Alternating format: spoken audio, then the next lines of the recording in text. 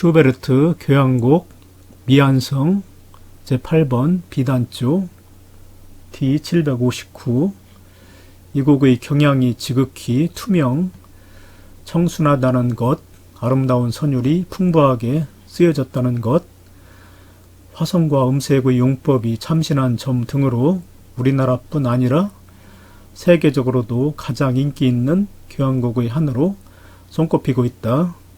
뿐만 아니라 이 곡은 미완성이므로 그렇게 된 원인에 대해서 여러 가지 상상과 억측이 나돌고 있으며, 그러한 억측은 영화가 될 만큼 대중적인 곡으로 되어버렸다. 이 교향곡은 슈베르트의 교향곡 중 가장 훌륭할 뿐 아니라 낭만파 음악의 하나의 큰 금자탑인 것이다. 자필 악보에 의하면 이 곡은 슈베르트가 25세 때, 즉 1822년 10월 30일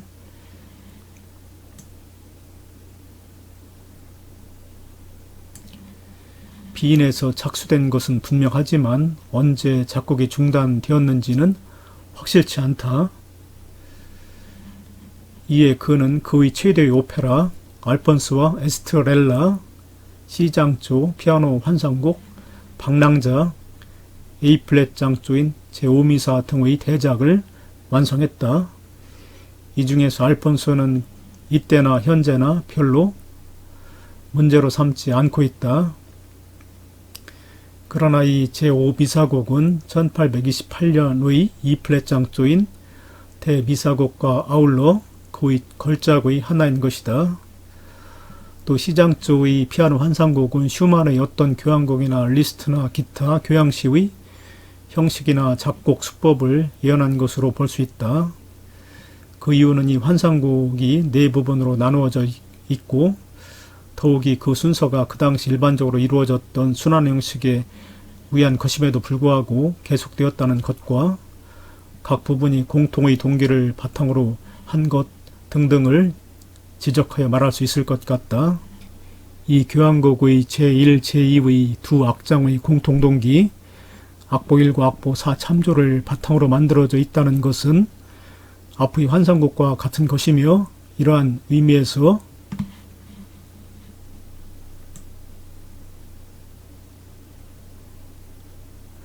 예언자적 성격을 갖게 되었으며, 또한 이 교향곡을 예언자적 위치로 끌어올리고 있다. 그것은 이 곡이 처음으로 서정 시적인 교향곡으로 음악사에 등장했다는 사실이다. 브람스, 브루크너, 말러 등의 교향곡은 사실 이 작은 미완성곡의 맥을 이어받은 것이다. 원래 고전파의 교향곡은 음악사상의 감정지상주의, 즉 에마누엘 바하나 스타미츠 등의 음악상의 주장에서 출발된 것임에도 불구하고 그의 감정적인 성질이라는 것이 지금 우리들이 생각하고 있는 유동적인 것이 아니었기 때문에 더욱 고전주의의 이름에 어울리게 구조적인 짜임새, 그것은 이 시대의 사람들의 인생관, 세계관에 따른을 지니고 있어 하나하나의 곡은 선명한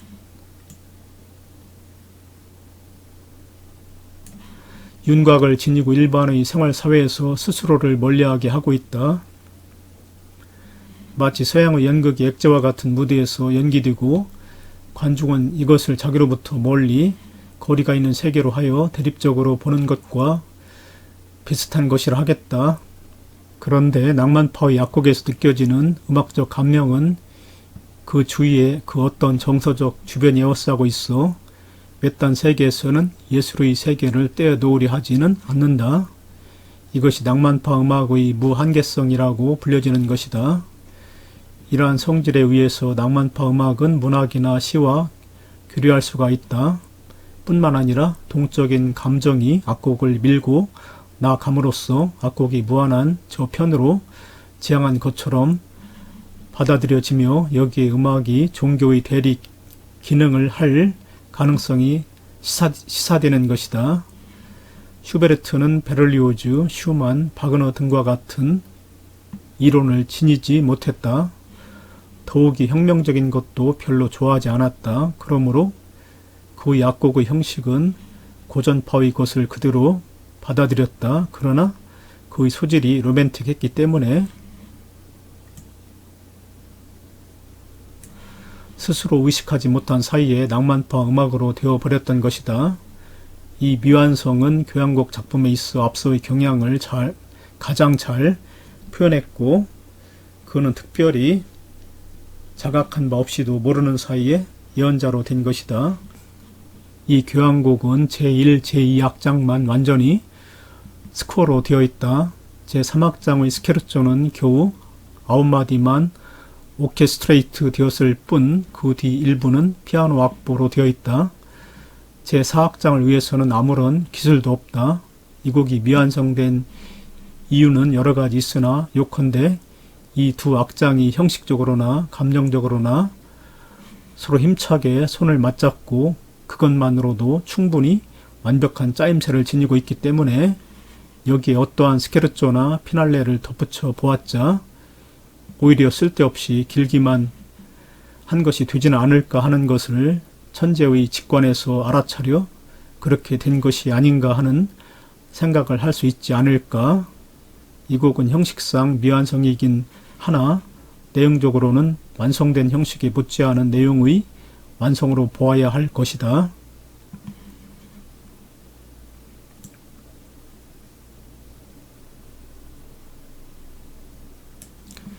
초연, 이 곡은 1824년에 이미 슈베르트가 명예회원으로 되어 있던 스타이엘 마르크 음악협회의 임원이었던 안셀룸 휘텐브레너에게 보내어졌던 것 같다. 이 무렵 작곡가가 어떤 음악협회 명예회원으로 추천되면 그 답례로 교향곡을 작곡해 그 협회의 도서관에 소장케 하는 관례가 있었다. 그러나 그것이 미완성이었기 때문에 휘텐브레너는 그것을 협회에 내놓지 않았다. 그는 어쩌면 제3, 제4의 두 악장의 도착을 기다리고 있었는지도 모른다. 그러나 언제까지 있어도 이 곡은 완성될 것 같지 않아 악보는 그의 손에 남아있게 되었다. 슈베르트가 죽은 뒤 그의 예술에 대한 존경심이 확산되고 높아짐에 따라 그의 작품은 연고자들을 통해 수집되기 시작하였다. 그리고 이 곡이 만들어진 지 43년 후인 1865년 5월 1일 비인의 음악협회의 오케스트라 지휘자인 요한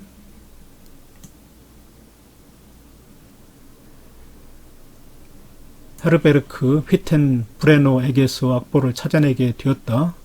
그래서 그 해의 12월 17일에 드디어 초연되게 된 것이다. 이 곡이 호평을 받았음은 물론이었다. 그 이래로 이 곡은 세계 모든 사람들의 마음을 감동시키기에 이르렀다. 출판, 악보는 1867년에 비인의 출판사 시피나에서 간행되었다. 연주시간 22분, 악기 편성, 플루트 둘, 오버 둘, 클라리넷 둘, 파고 둘, 혼 둘, 트럼펫 둘, 트롬본 셋, 팀파니, 현 오브, 제1악장 알레그로 모데라토, 비단조 4분의 3박자, 비교적 간단한 소나타 형식, 곡의 처음에 명지휘자 바인가르트너가 마치 지하의 세계에서 온 것처럼 일하고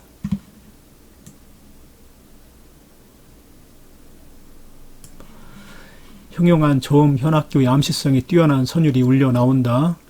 이 선율 중 특히 그 첫머리 세 개의 음으로 된 동기 A가 제1악장뿐 아니라 제2악장에 있어서도 큰 역할을 하며 두 개의 악장을 정신적으로 밀접하게 연결시키는 구실을 하고 있다. 악보 1.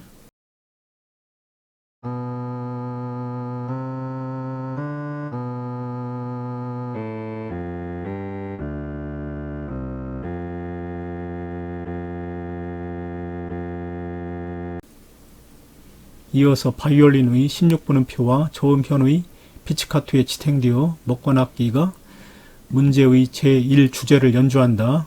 악보 2.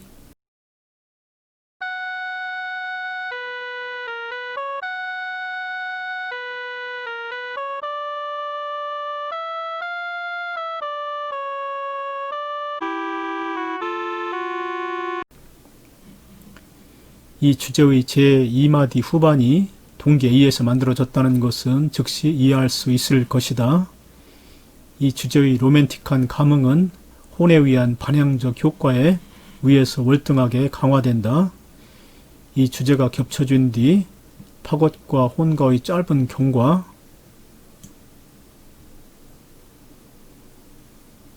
경과부 뒤에 제2주제가 나타난다. 이 주제 속에서 A 동기를 찾아내기란 쉬운 일이다. 악보 3. 제2주제의 조성이 제1주제의 조성인 B단조의 관계 장음계가 되는 D장조가 아니고 G장조로 되어 있는 것은 주먹거리가 아닐 수 없다. 제2주제가 3에 디플이 되고 A장조로 구태어지려고 할 때 총 휴지가 있고 다음에 2T로 G단조, E플랫장조 등을 암시하는 불안정한 몇 마디가 있은 뒤 제2주제의 처음부터 세 마디째의 음영이 화려한 전주에 의해 곡상은 급해지고 힘이 증가되면서 돌진하게 된다. 그리고 지금까지의 유려함은 쇠퇴해지지만 또다시 제2주제가 나타나고 제시부를 끝마친다. 전개부는 동계 A가 포함된 첫머리의 선율을 주요 소재로 하고 여기에 제2주제의 배경으로 사용되었던 싱코페이션과 기타 한두 개의 또 다른 악상이